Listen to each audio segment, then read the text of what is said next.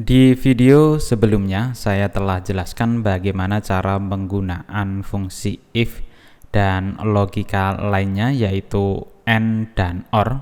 Nah, di kali ini kita akan belajar mengkombinasikan fungsi if dan AND untuk menyelesaikan sebuah permasalahan atau contoh kasus. Di sini saya sudah siapkan tabel ujian tertulis dan ujian komputer. Nah, di sini studi kasusnya yaitu kita akan menerima calon karyawan dengan standar nilai minimal calon karyawan yang diterima yaitu ujian tertulis lebih dari 80 dan ujian komputer lebih dari 75. Nah, di sini kita bisa menggunakan fungsi if dan AND untuk menentukan karyawan atau calon karyawan mana yang akan diterima.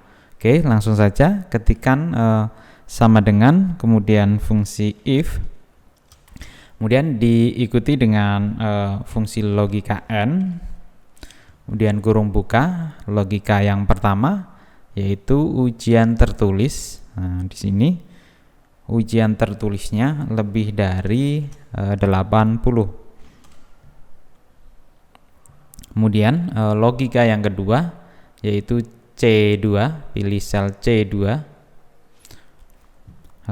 nilai ujian komputer yaitu lebih dari 75, tutup kurung, kemudian jika terpenuhi value, jika nilainya benar, maka kita ketikkan diterima.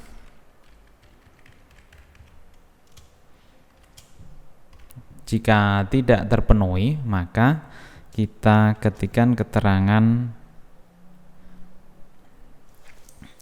ditolak.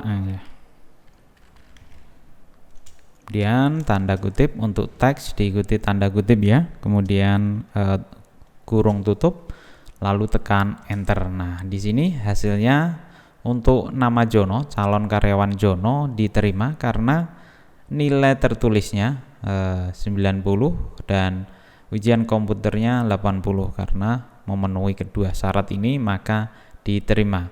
Oke, untuk yang karyawan lainnya Anda tinggal kopikan dengan autofill di sini.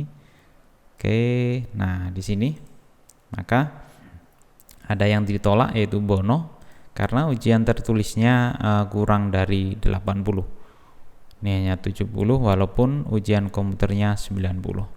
Oke, ini diterima, Dono, Sutrisno ditolak, Ayu diterima, Budi diterima, dan seterusnya.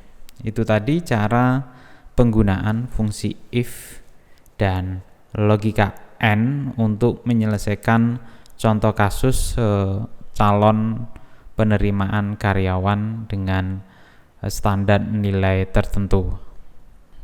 Demikian video tutorial kali ini, semoga bermanfaat. Sekian dan terima kasih telah menonton video ini sampai selesai.